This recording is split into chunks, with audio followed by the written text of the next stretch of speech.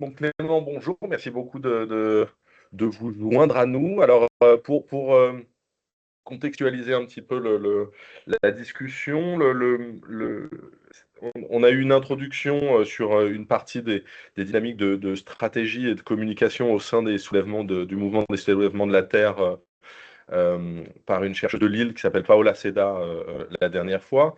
Et donc, on a commencé à voir comment est-ce que la complexité du mouvement, mais on l'a pas encore contextualisé ni par rapport à d'autres mouvements écologistes, dont vous êtes assez, pour certains d'entre eux, donc vous êtes assez critiques, donc on y reviendra, et de qu'est-ce qui fait que les stratégies et tactiques de ces nouveaux mouvements écologistes, comme les soulèvements de la Terre, Extinction Rébellion, recomposent un peu, ont des effets différents. Et puis on viendra aussi sur, clairement, dans le livre, pourquoi est-ce qu'ils ont votre faveur, ou en tout cas pourquoi vous leur attribuez un plus grand crédit euh, stratégique. Donc, la première question sur laquelle on était resté, c'est, et vous l'abordez dans le dernier chapitre de l'ouvrage pour rentrer tout de suite sur qu'est-ce que c'est que cette nouvelle stratégie qui émerge et pourquoi est-ce que vous lui donnez plus de crédit, ou en tout cas plus de réussite dans la recomposition stratégique du champ. Qu'est-ce que c'est que cette stratégie des soulèvements de la Terre et pourquoi elle fonctionne mieux selon vous? Ouais, merci pour l'invitation et bonjour à toutes et à tous. J'espère que vous m'entendez bien. Et bravo de consacrer un cours à l'émergence des soulèvements de la Terre. Je pense que c'est assez salutaire. Pour contextualiser un petit peu l'équation stratégique qui est mise en œuvre par les soulèvements de la Terre. Déjà en toile de fond, je pense que ce qui la caractérise vraiment en premier lieu, c'est l'idée d'une rupture des négociations avec le bloc bourgeois. Et donc ce qui les place dans une stratégie de désintermédiation de l'écologie qui débouche sur une forme d'action directe au sens large, c'est-à-dire une prise en charge empirique en quelque sorte, et pas seulement symbolique de la controverse écologique. Et donc ce qui amène une rupture avec le théorème classique de l'écologie dominante, notamment porté par les vieilles ONG comme le WWF, comme Greenpeace, comme le réseau Action Climat, comme les Amis de la Terre, etc. Et qui sont ce théorème qui est le théorème, grosso modo, des formes d'intervention autorisées par la classe dominante et qui sont le plaidoyer d'une part, le happening récréatif d'autre part, et évidemment les marches pacifiques qu'on a vu se développer, se redévelopper dans les années, à la fin de des années, à la fin de l'année 2018 et dans l'année 2019. Et ce qui compose ce que moi j'appelle une écologie du spectacle dans le livre, qui est fondamentalement la praxis, c'est-à-dire la pratique stratégique de l'écologie bourgeoise à laquelle j'ai participé donc pendant 8 ans pour me situer un peu. Je pense que ça a peut-être déjà été fait, mais pendant 8 ans au sein de Greenpeace France où j'étais porte-parole, chargé de campagne et porte-parole sur les questions climatiques. Et donc ça amène aussi une réévaluation de la désobéissance civile pour lui redonner un contenu qui soit offensif, qui soit dangereux en quelque sorte, en la sortant du marasme du mime professionnel dans laquelle elle a été engluée par des ONG, notamment comme Greenpeace, à laquelle moi j'ai participé. Et donc j'ai vu tout ça de très près. Et en fait, derrière l'émergence des soulèvements de la Terre et leur arrivée sur le devant de la scène, donc ça se passe en 2021, et c'est donc à la fin du quinquennat d'Emmanuel Macron. Donc c'est le constat d'un échec des négociations avec le bloc bourgeois, y compris d'un mandat qui a fait beaucoup de place, une place événementielle importante, en tout cas pour la thématique écologique, qui a eu des initiatives spectaculaires de la part des ONG, prendre une grande surface médiatique aussi, comme l'affaire du siècle, ou comme la Convention citoyenne pour le climat, qui n'ont débouché sur rien. Et donc, c'est comment dire, une prise de conscience qu'en fait, il y a une écologie bourgeoise qui existe et qui figure un ennemi de classe, hein, dans la mesure où elle apparaît comme un fauné du capital et donc de nos adversaires. Et d'ailleurs, c'est intéressant de revenir sur le théâtre, enfin sur le terrain de la première, une des premières, toutes premières interventions des soulèvements de la Terre. Je me demande si c'est pas la première. C'est au Jardin des Vêtes à Besançon. Donc la situation est intéressante parce qu'à Besançon, il y a un exécutif écolo qui est issu du macronisme et qui essaye depuis des années en fait de bétonner des terres maraîchères qui sont en autogestion, qui mettent en acte une écologie populaire, appropriée par les habitants, sur des terres fertiles. Et la municipalité écolo a décidé de bétonner pour faire des écoquartiers extrêmement lucratifs pour les promoteurs immobiliers. Voilà, l'écologie municipale et métropolitaine, elle poursuit en fait, hein, les développements urbains du néolibéralisme. Et donc c'est intéressant de voir que c'est dans une confrontation avec un exécutif écologiste que les soulèvements de la Terre ont commencé à s'aguerrir. Les caractéristiques principales de la stratégie des soulèvements de la Terre, si on peut les déplier un petit peu, je pense que la première, c'est vraiment l'idée d'avoir un ancrage local dans des luttes concrètes, donc avec l'impératif d'enraciner la lutte dans le vécu des habitants, des riverains, tout en mobilisant un spectre assez large, hein, c'est ce qu'on appelle la stratégie de la composition.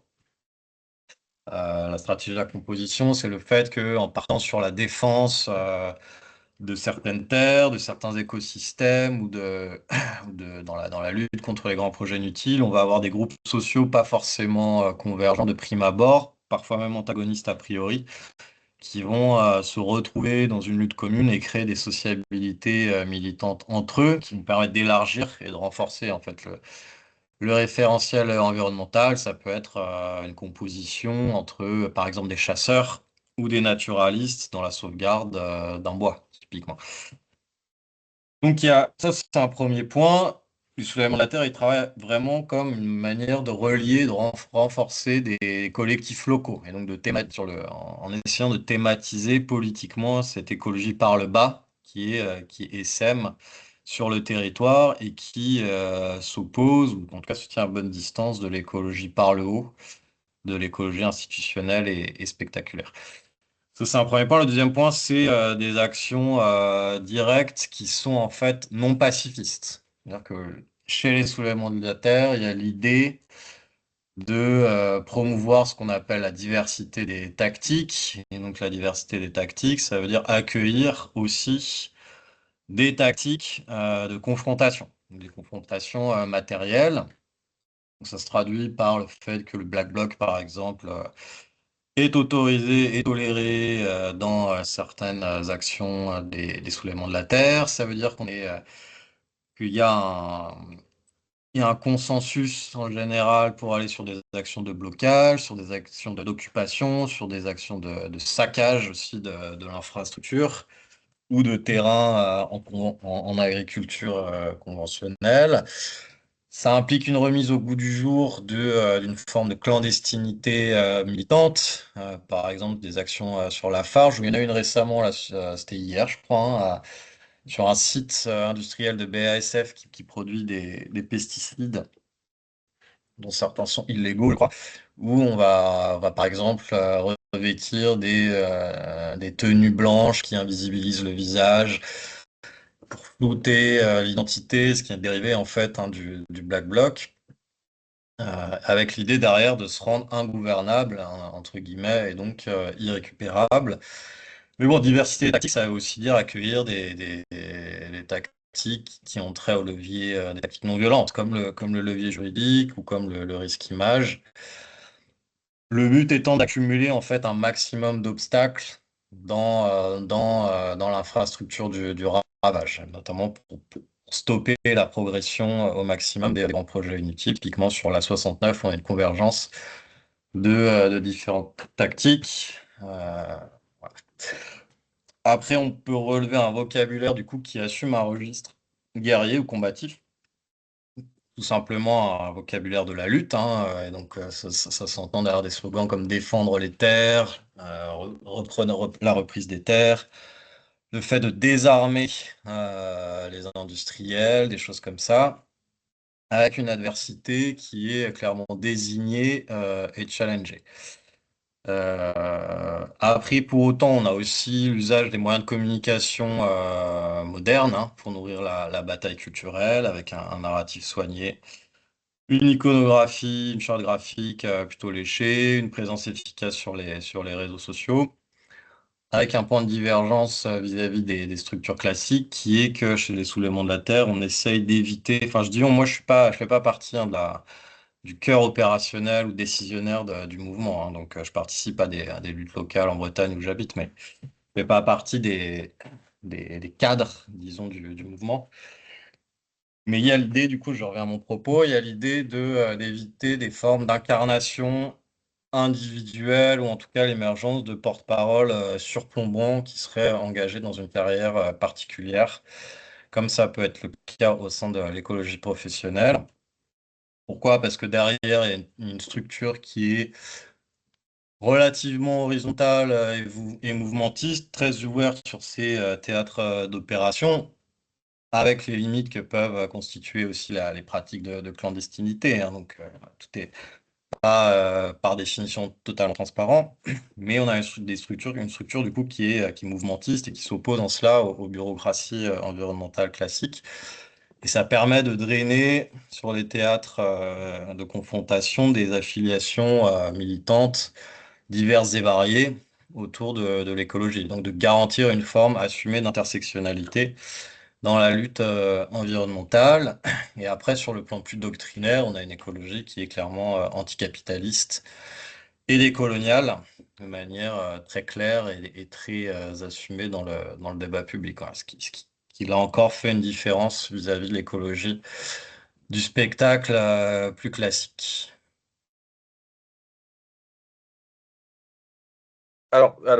Merci pour tout. Justement, on va, je pense, déplier chacun de ces aspects-là parce qu'il y a plein de choses à dire par rapport à la logique de la structure mouvementiste, c'est-à-dire avec cette composition d'acteurs très différents qui est à la fois, clairement, on le voit, qui donne de la puissance stratégique et tactique, mais qui ne doit pas être évidente. Il y a un passage dans le bouquin d'Hervé Kemp sur Notre-Dame-des-Landes où il y a un des agriculteurs sur place qui parle de l'arrivée des premiers militants après et qui dit ce sont des gens dont on ne savait pas comment ils vivaient, avec beaucoup de temps libre, une attitude des tenues différente. Ils mangent peu. On a invité les voisins à la maison, ils n'ont pas fini leurs assiettes. Et quand ils nous ont invités, c'était court à manger. Ils sont plutôt végétariens. Mais si on met pas de matière grasse dans la tarte, la pâte est un peu dure. Alors, c'est anodin comme point de divergence sur est-ce qu'on met du beurre dans la pâte et est-ce qu'on est végétarien pas et qu'on s'habille, mais ça a fragilisé plein de luttes, ou en tout cas, ça a empêché certaines initiatives d'avoir des alliances et d'arriver à construire des coalitions fortes. Qu'est-ce qui fait que dans cette énergie, cette structure mouvementiste, on arrive à mettre, comme vous le mentionniez à un moment, des chasseurs, des militants écolos, le Black Bloc et l'agriculteur du coin. Qu'est-ce qui fait que ça prend à cet endroit-là, alors qu'il y a plein d'autres endroits où on a essayé, il y a eu des tentatives de construction d'alliances et que les divergences ont tout fait imploser. Qu'est-ce qui fait que ça fonctionne à cet endroit-là? Bah, de toute façon, ça fonctionne pas entièrement vis-à-vis de tous les groupes sociaux, hein, nécessairement, parce que les soulèvements de la Terre portent une écologie qui est une écologie du clivage et une écologie de la lutte des classes qui remet en cause évidemment certains intérêts. Donc, c'est pas une écologie qui vise à un consensus maximal, mais qui pour autant permet d'agréger et de composer avec des groupes sociaux différents, ce qui fait que ça marche, par exemple, avec une certaine paysannerie, c'est une capacité de problématiser, en fait, le fait que dans l'agriculture, il y a des intérêts qui sont divergents et contradictoires entre la petite paysannerie et l'agriculture industrielle. Aujourd'hui, je pense que c'est l'idée de venir vraiment en soutien à des luttes et à des collectifs qui sont déjà engagés plutôt que de venir préempter en fait des luttes ou des scènes d'affrontement comme peuvent le faire de grosses structures. Je pense qu'il y a aussi un fond de l'air assez libertaire en fait vis-à-vis dans ce que font les soulèvements de la Terre et donc du coup ça crée aussi une fluidité sociale et sociologique. C'est-à-dire que moi en tout cas dans les luttes auxquelles je participe, il y a vraiment ce truc où tout le monde est déter, mais tout le monde vient un petit peu avec son identité propre aussi, où c'est très queer, où c'est très solidaire, et où on n'est pas là, en fait, je sais pas comment dire, on n'est pas là pour le fait que ce soit du militantisme bénévole, et que quand on va dans les luttes des soulèvements de la Terre, on soit pas là pour venir chercher de la collecte ou garantir l'image d'une structure ou aller monétiser en quelque sorte la cause environnementale, ça permet un accueil un peu plus sincère vis-à-vis de la part de certains groupes sociaux qui sont concernés par les luttes en question. Par rapport à Notre-Dame-des-Landes, bon, Notre-Dame-des-Landes, c'était un noyau assez hermétique, assez particulier. En fait, là, il y a eu un saut. Il y a un saut qui a été effectué, c'est que les soulèvements de la Terre, bon, une partie vient de la lutte de Notre-Dame-des-Landes, mais précisément avec l'idée et de s'ouvrir à d'autres luttes et de pas préempter, encore une fois, la bataille écologique, mais plutôt d'aller soutenir ce qui se fait au par ailleurs, en essayant d'apporter un appui tactique, matériel, de produire une montée en généralité politique aussi où c'est possible. Et donc voilà, c'est pas l'implantation d'un collectif d'irréductibles sur un territoire. C'est plutôt un réseau qui va venir soutenir des gens qui sont d'ores et déjà en lutte au préalable, ce qui fait que la greffe est nettement plus facile à mon sens, quoi. On fait avec les gens du coin, en quelque sorte, si cette expression peut avoir un sens. Et après, s'il y a des questions, vous n'hésitez pas, mais juste pour rebondir, dans le livre, vous dans la stratégie du mouvement des soulèvements de la Terre, il y a ce moment justement où il y a un rapprochement avec Extinction Rébellion dans une action contre Lafarge, et il y a un rapprochement avec le collectif Bassine Non Merci à Sainte-Soline, donc qui va effectivement déployer petit à petit des réseaux de... Comment est-ce que ça se décide, alors pas forcément ces décisions-là, mais en général, c'est-à-dire comment est-ce qu'à un moment, le mouvement décide d'aller vers Extinction Rébellion et une action contre Lafarge, décide de se rapprocher de Bassine Non Merci et de... euh, euh, effectivement, il y a une structure mouvementiste et pas bureaucratique dans ce que vous disiez, mais vous avez aussi mentionné des cadres, ou en tout cas, je pense, des gens qui ont un rôle un peu particulier. Comment ça se prend ces décisions dans une structure mouvementiste? Alors là, je suis pas. Moi, j'étais encore à Greenpeace à l'époque de ces premiers balbutiements des soulèvements de la Terre, donc j'étais pas du tout dans les circuits de décision et de coordination des soulèvements de la Terre, donc je pourrais pas vous apporter des réponses documentées à ce moment-là. Ce que je sais, c'est que les soulèvements avaient un cadre stratégique qui est déterminé annuellement, puisqu'ils travaillent par saison, donc où ils définissent des priorités stratégiques et selon ces priorités, ils hiérarchisent ensuite par rapport aux demandes qui peuvent être faites vis-à-vis de certains terrains de lutte qui émergent à partir du territoire. Alors, la collaboration avec Extinction Rebellion, je pense qu'elle est... Pour revenir un peu à ce qu'est Extinction Rebellion, c'est-à-dire que c'est toujours été un mouvement un peu ambigu, où au départ, ils ont voulu vraiment se démarquer de la vieille écologie du spectacle. Leur première action, c'était en 2018, c'était en Angleterre, où ils sont allés occuper le siège de Greenpeace, justement, considéraient que c'était une écologie trop libérale et trop institutionnalisée. Donc là, il y avait clairement un geste de différenciation. Pour autant, ils sont restés quand même dans un registre très très proche de leur grande sœur, hein, qui a été longtemps le happening récréatif, assez inoffensif, très bon enfant, où on faisait des petits villages, un peu comme Alternativa, mais en plus coloré, à Paris. Par ailleurs, ça a surtout drainé des groupes issus des classes supérieures moyennes récréatives. Et donc, ça a été comme ça un temps. Et puis, je pense qu'à la fin du mandat de Macron, l'Extinction Rébellion a fait le constat que cette écologie-là ne menait à rien et qu'il fallait changer de braquet. Et c'est à ce moment-là qu'il y a eu des rapprochements qui ont été possibles avec les soulèvements de la Terre et que la jonction s'est faite sur une action à Lafarge en 2021. Comment a été prise la décision? Je ne sais pas, hein. Je pense que c'est juste des discussions entre réseaux et l'Extinction Rébellion a trouvé qu'il y avait une action là qui faisait sens et les soulèvements de la Terre, de toute façon, sont ouverts, y compris vis-à-vis des autres mouvements, et y compris vis-à-vis de Greenpeace d'ailleurs, hein, sur certains théâtres de lutte. C'est intéressant pour les soulèvements d'avoir la caution de mettre à la remorque, entre guillemets, les vieilles ONG en se disant que ça peut aussi élargir le socle de légitimité des soulèvements de la Terre quand ils engagent un rapport de force extrêmement radical, comme c'était le cas à Sainte-Soline. Après, pour Bassine-Montmercy, voilà, je ne sais pas comment sont faits les rapprochements, mais je pense qu'il y avait des réseaux affinitaires qui préexistaient, notamment avec Julien Leguet, qui était un petit peu la cheville ouvrière de Bassine-Montmercy, et qu'on était sur une lutte qui faisait absolument sens par rapport au cadrage stratégique des soulèvements de la Terre. Après, le dessus, les dessous de comment la décision a été gérée, je ne les ai pas, donc je pourrais pas vous donner des clés plus précises. Il faudra inviter quelqu'un qui est là, qui fait partie des soulèvements depuis les origines. Mais alors, sans rentrer forcément sur ces décisions précises, est-ce que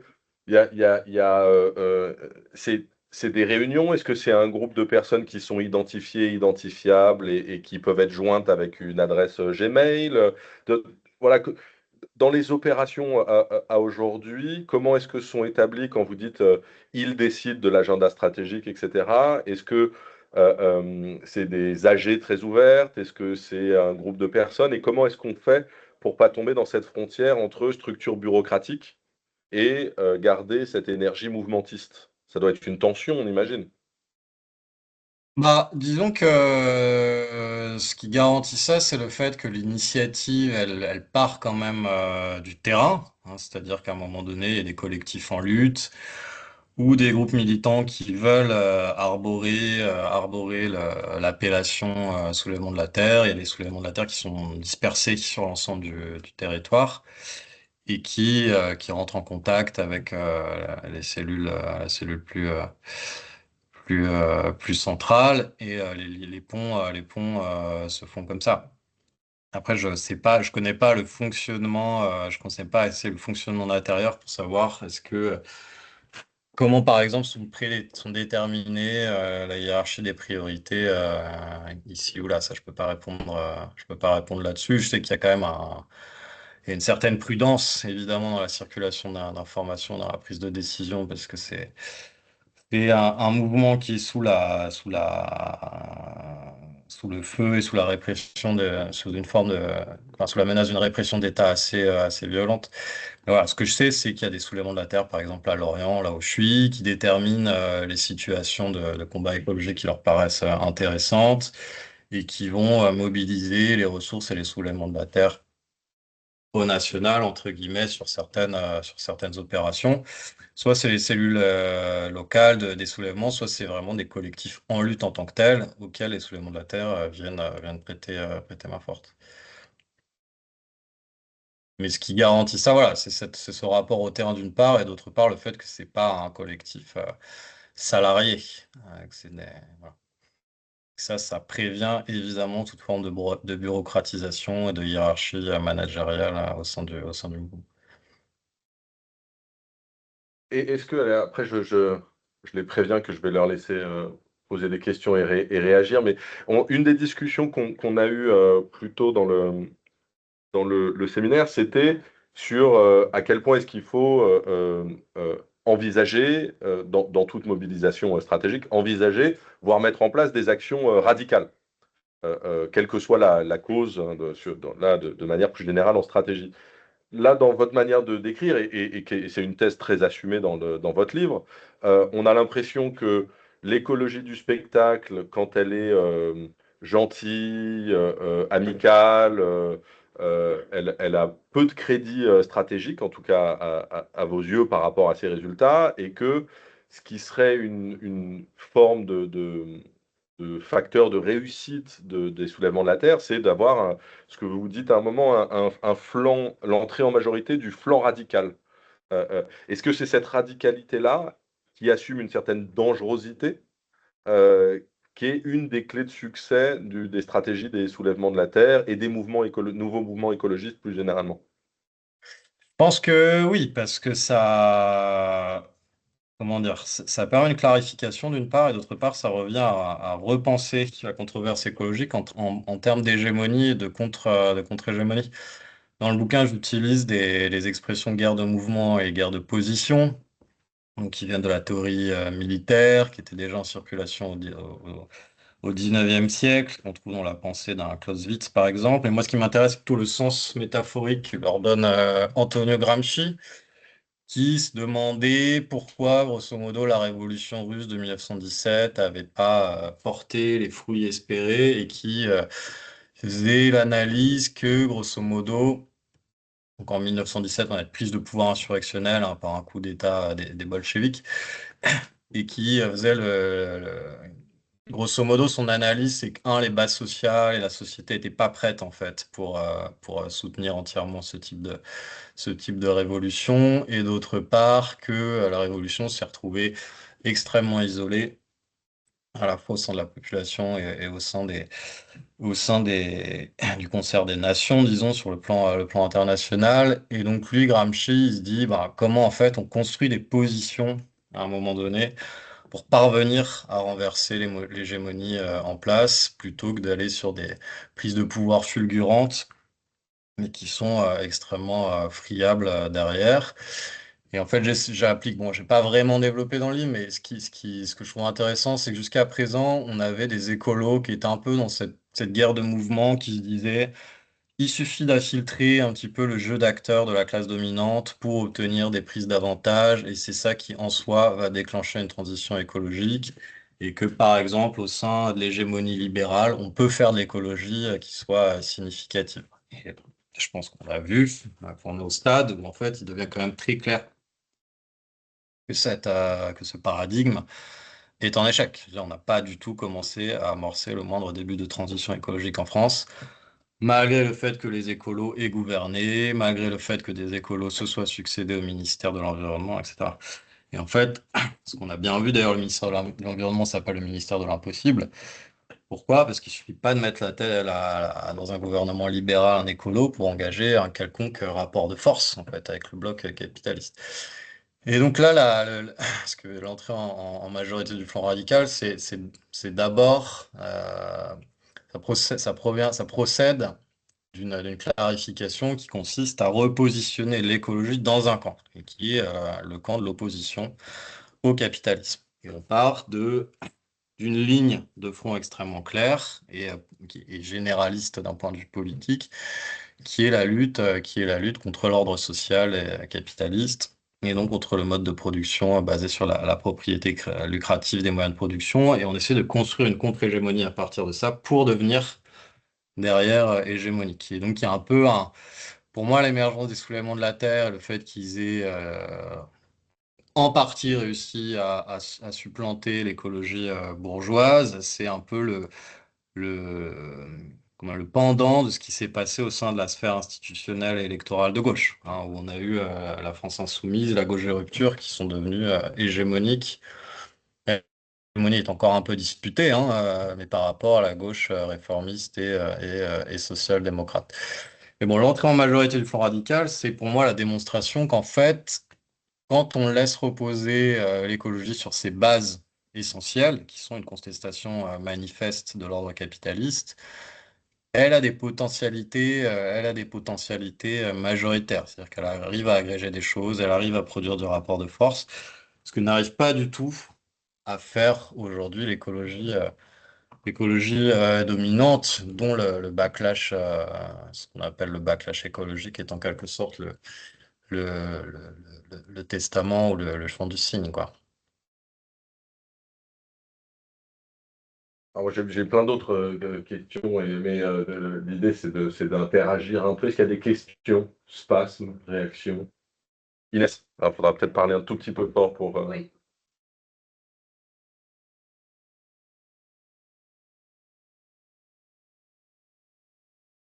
Mais je pense qu'on doit vous poser ça en permanence comme question, mais est-ce que pour vous, ce shift de paradigme en rupture avec les ONG institutionnelles au profit d'une désobéissance civile assez radicale, est-ce que pour vous c'est une fin en soi ou est-ce que c'est une période de rupture, de disruption qui est nécessaire pour l'avènement d'un nouveau modèle et dans ce cas-là, à votre avis, à votre humble avis, vers quoi on s'embarque?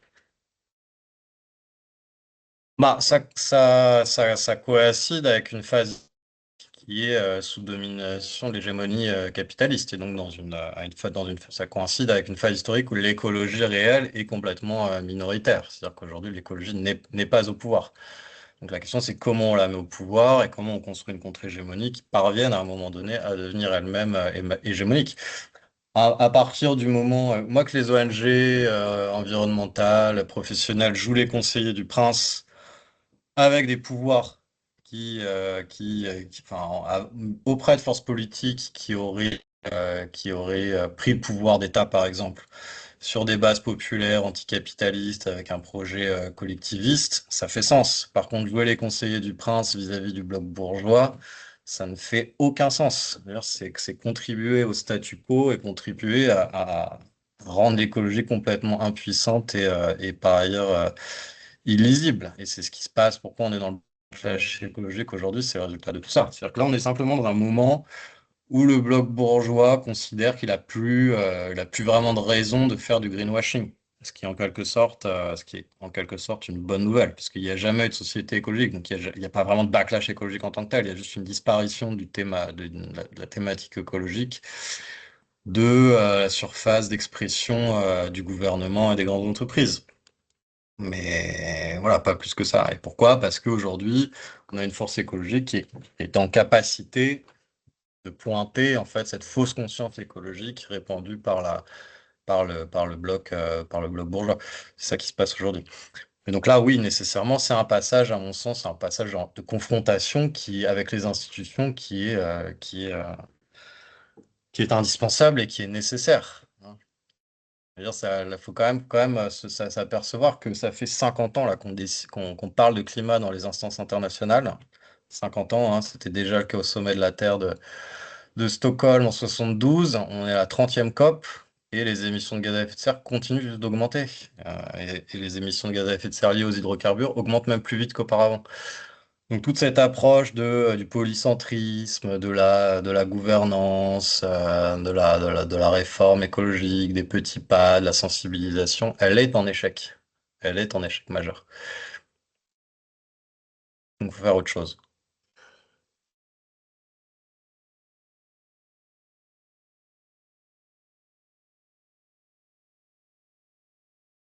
Le constat d'échec les rend silencieux. Ouais, alors peut-être rapprochez-vous ou parlez fort pour qu'on vous entende. Je suis désolé, j'entends pas du tout. Ah bah, là. Comment ce modèle pourrait être viable sur du long terme? Je veux dire, aujourd'hui, effectivement, ce serait d'inverser cette logique capitalisme et de se rendre compte, d'un peu effacer les consciences, de les remettre à zéro et de se rendre compte que c'est vraiment un mode de vie, c'est une logique enfin, totalement différente qu'il faut reprendre et se réadapter avec un mode de vie et une conscience totalement différente. Mais sur le niveau mondial et international, comment ça pourrait être viable? Dans le sens où aujourd'hui, ce serait plutôt freiner donc cette logique, éveiller les consciences, mais comment, par exemple, à l'échelle internationale, on sait qu'on est énormément, par exemple, dépendant des États-Unis, enfin, dans cette logique internationale, comment ce modèle pourrait se prolonger et fonctionner?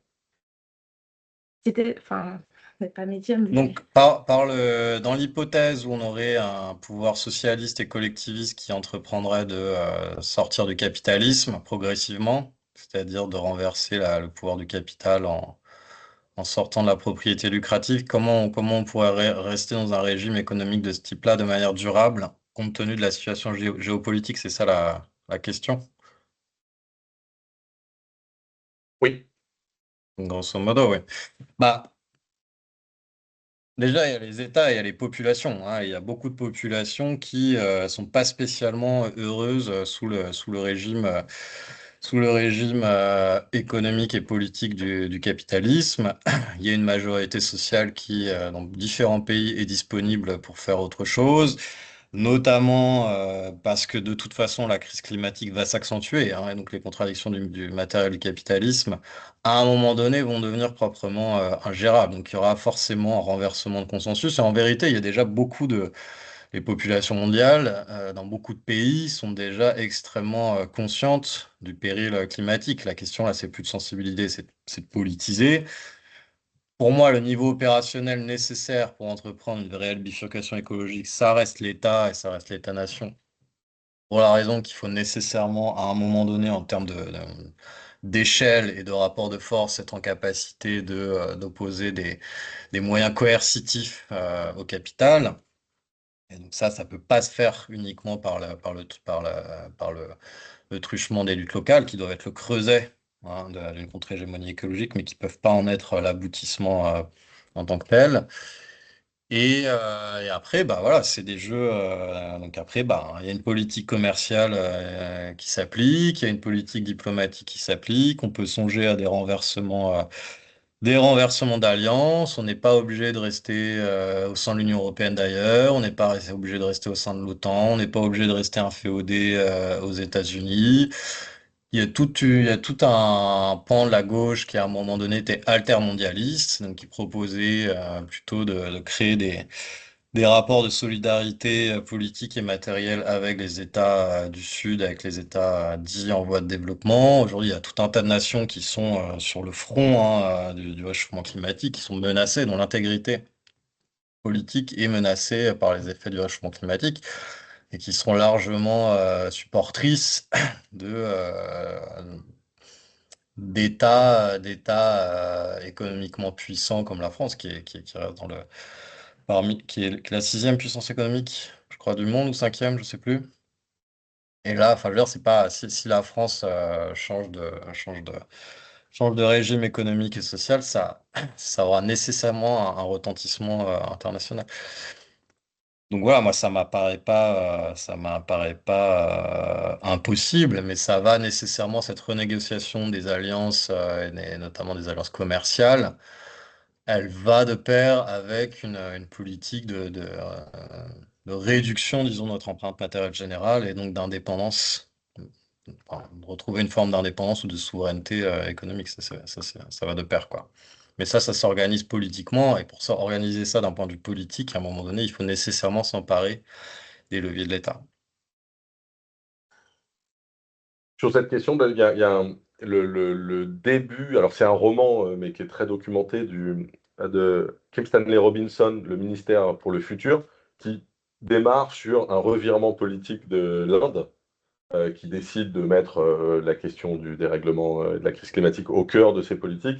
Et l'auteur imagine, alors c'est un roman de science-fiction, mais comment est-ce que ça a des impacts politiques et géopolitiques. Et c'est assez intéressant de voir, enfin, il y a des échos sur cette question du flanc radical, etc. Dans le roman, c'est un gros roman, mais c'est de la science-fiction, ça se lit vraiment très bien, Le ministère pour le futur, qui en partie envisage cette question-là. C'est-à-dire faut qu'il y ait une bascule. Alors, il n'envisage pas le basculement de la France comme sixième puissance mondiale, mais le basculement de l'Inde. Mais pareil, qui est comme quand un une des grosses économies, un des gros pays du monde bascule, qu'est-ce que ça a comme effet sur Je suis en train d'essayer de l'inviter, Kim Stanley Robinson, mais il est sur la côte ouest, il a beaucoup de sollicitations. Est-ce qu'il y a d'autres questions ou réactions? Ouais, juste puisque vous parlez de Kim Stanley Robinson, donc son livre Le ministère du futur est assez intéressant parce que effectivement, ce qui se passe, sans spoiler tout, hein, mais il y a une énorme canicule qui dure des semaines et des semaines en Inde, et donc il y a un pourcentage non négligeable de la population qui meurt, hein, parce qu'à un moment donné, le métabolisme du corps humain a des limites, hein, 60% d'humidité et 40 degrés, je crois, qu'à un moment donné, l'infrastructure ne permet plus de répondre en fait à l'urgence climatique en cours de développement, donc il y a une hécatombe. Et donc il y a des rapports de force qui s'inversent au niveau domestique. et qui débouche sur une géopolitique, sur des principes géopolitiques nettement plus agressifs de la part de l'Inde vis-à-vis de y compris vis-à-vis de ses anciens alliés. Et c'est bien d'y revenir parce que lui, il considère, alors je pense qu'il y a certaines formes de naïveté, notamment sur la question multilatérale et sur la capacité, bon, sur la géo-ingénierie et sur la capacité de l'ONU, en fait, à introduire vraiment des bouleversements dans le jeu d'acteurs international. Mais ce qui montre, et ce qui m'apparaît une hypothèse pas complètement délirante, c'est qu'il y a quand même des cellules clandestines qui finissent par abattre des avions et donc à rendre la pratique du transport aérien extrêmement risquée, et notamment trop risquée, y compris pour les bourges qui volent en jet privé. Et du coup, ça a clairement des impacts assez drastiques sur la baisse des émissions de gaz à effet de serre. Voilà. À méditer. Et effectivement, il y a un groupuscule terroriste qui s'appelle les Enfants de Cali qui émerge en Inde, qui commence à réellement attaquer. Donc sur le flanc radical, même si eux ne prennent pas le pouvoir, leur existence oblige à une certaine radicalisation des autres partis politiques, des autres forces politiques.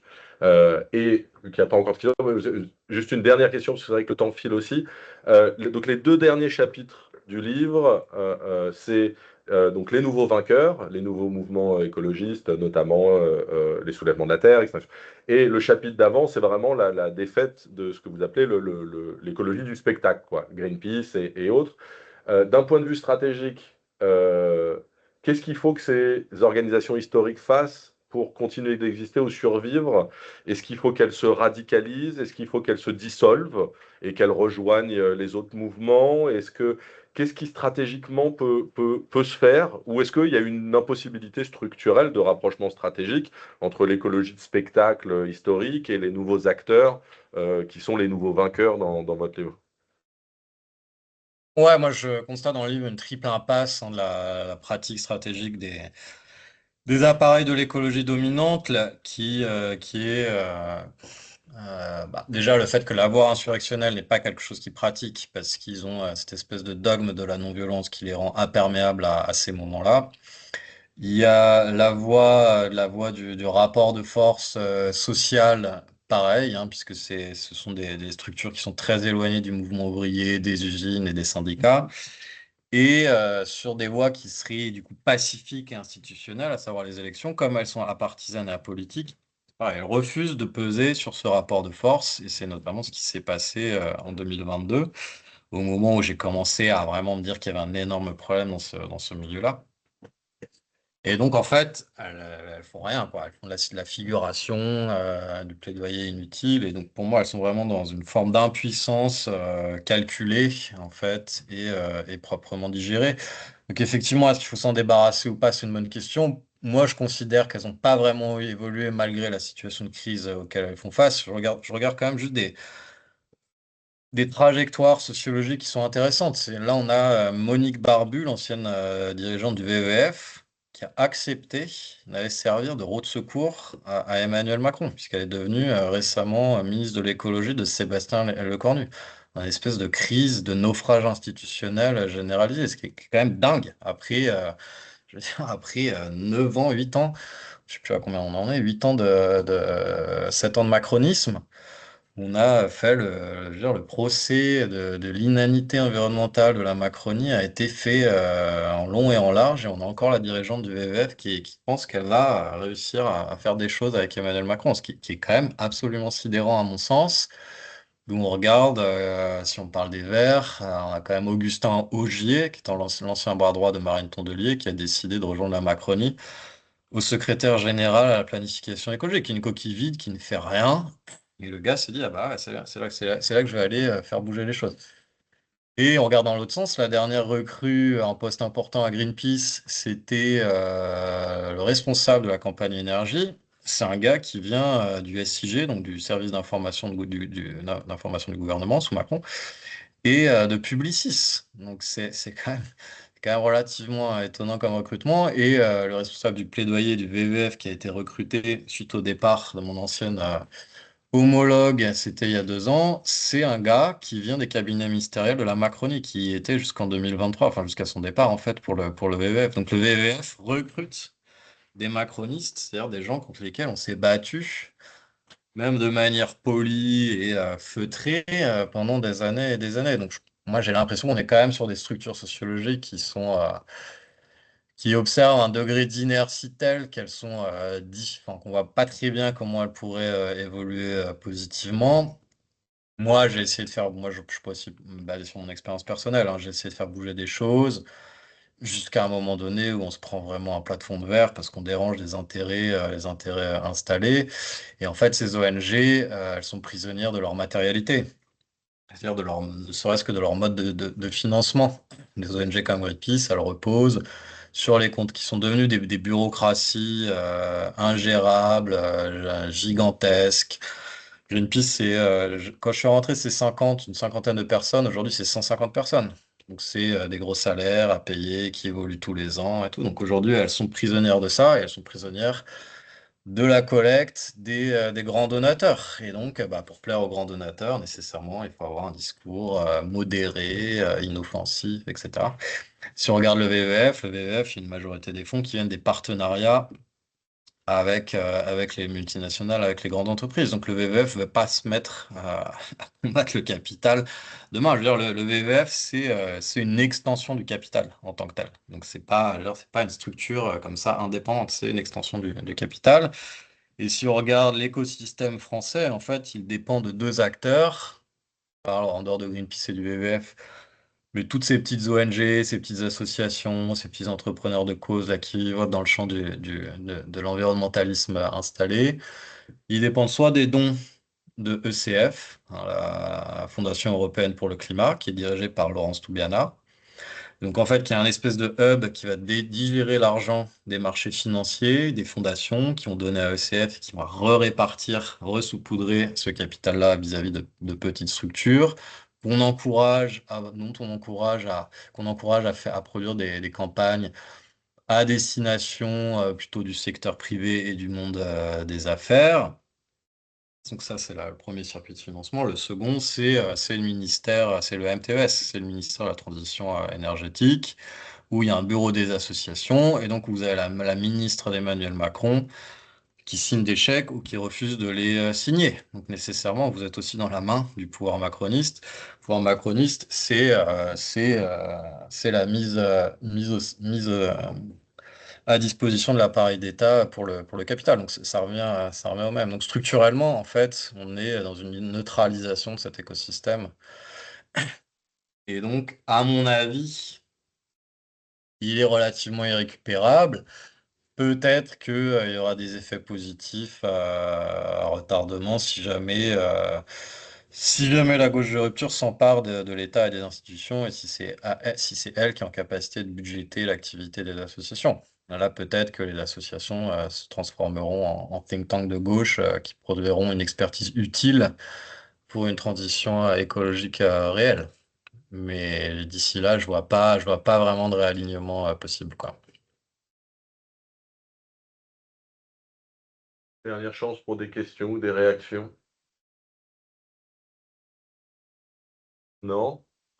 Bon, Clément, merci beaucoup pour votre temps et le partage des analyses stratégiques. Moi, je conseille fortement que vous soyez d'accord ou pas avec les arguments qui ont été proposés, que de jeter un coup d'œil à pourquoi l'écologie perd toujours. Je pense qu'il y a une analyse stratégique qui est de toute façon intéressante pour vous en termes de pensée stratégique, d'analyse, et que la lecture vaut de toute façon le coup. Et puis, si ça peut sensibiliser un peu ces questions écologiques, de toute façon, il y a une urgence, quel que soit votre degré de compréhension de l'urgence, il est temps de s'y confronter et de faire quelque chose. Donc, ce sera Et toujours ça de prix. merci pour info, il vient de sortir en poche là, donc il est à un prix nettement plus abordable, avec une postface pour Merci Rosy. beaucoup. Bonne journée. Il y a quelqu'un qui lève la main, non? Ah, j'avais pas vu. Oscar, une question ou réaction? J'ai une question. Bonjour, et merci de Bonjour. votre témoignage et votre présentation. En fait, c'est un peu ce que je m'interpelle, c'est sur en effet, les rôles à ces jours-là de la société.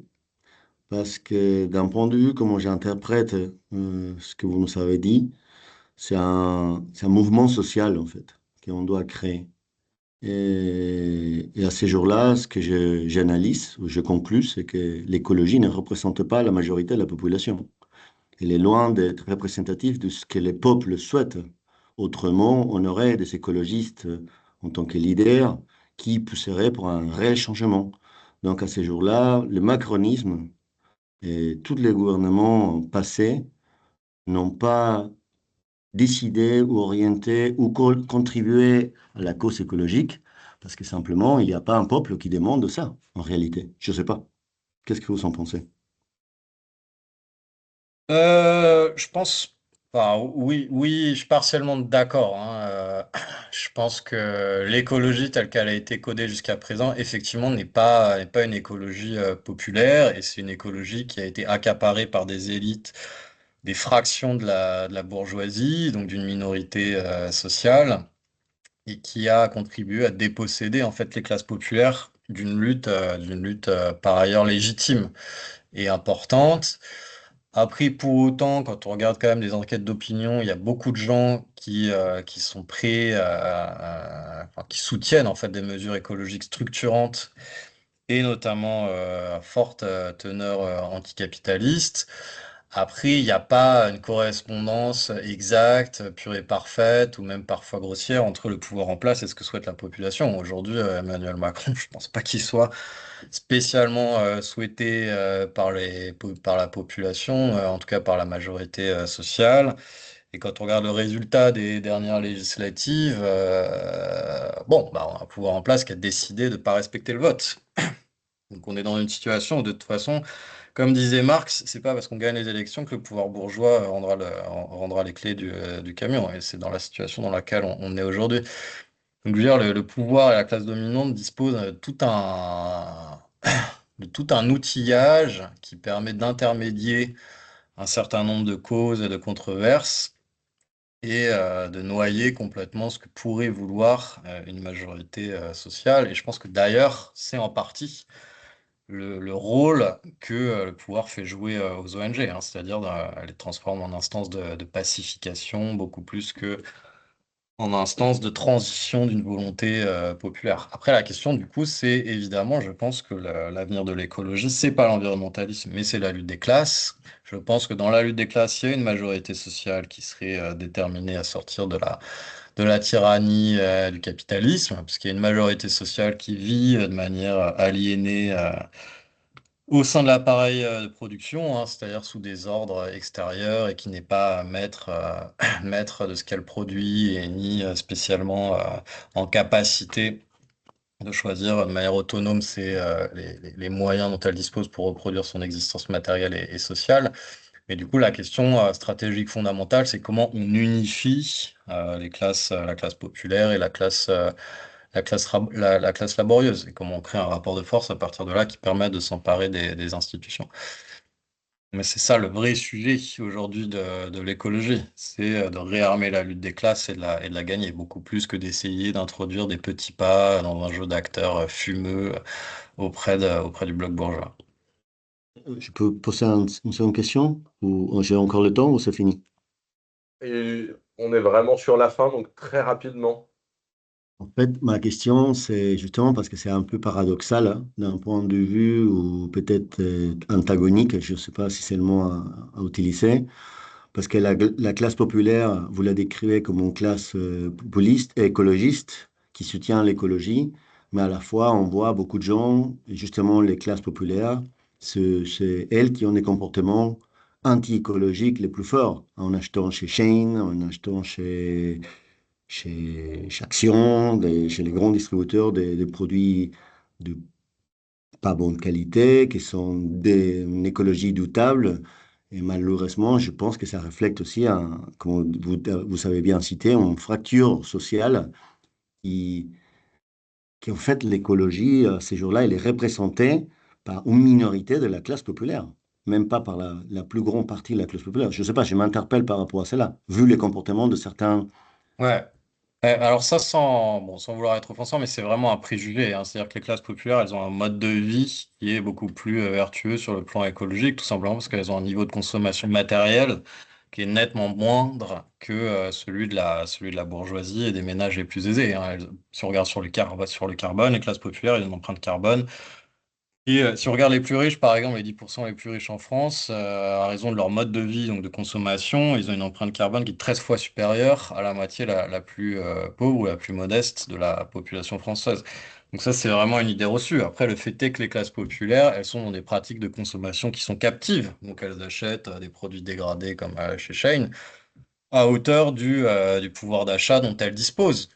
Donc ce sont des pratiques de consommation qui sont captives. Et par ailleurs, elles obéissent à la forme d'intégration sociale que propose le capitalisme, qui est celui de l'accumulation matérielle. Donc elles obéissent aux mêmes hiérarchies sociales, ce qui est logique. C'est-à-dire, pour moi, ça n'a pas de sens de demander aux classes populaires d'adopter ou d'épouser des modes de vie anticapitalistes de leur plein gré. De même que ça n'a pas de sens de leur demander de faire des efforts écologiques. La sobriété, quand on est pauvre ou dans la difficulté, ça s'appelle la précarité. Donc, c'est pas là que ça se joue, en fait. Là, je veux dire, ce qui détruit le climat aujourd'hui et ce qui détruit la planète, c'est le mode de vie de la bourgeoisie et les hiérarchies sociales qui en découlent. Voilà ma réponse là-dessus. D'ailleurs, les classes populaires, elles achètent chez Shine, mais elles se déplacent pas en jet privé. Donc, ça. Voilà. Merci pour ce rappel salutaire, à mon avis, sur les débats actuels. Clément, merci à nouveau. Et à nouveau, je conseille aux étudiants et étudiantes la lecture de votre livre. Merci, au revoir. Avec grand plaisir, au revoir. Bonne journée.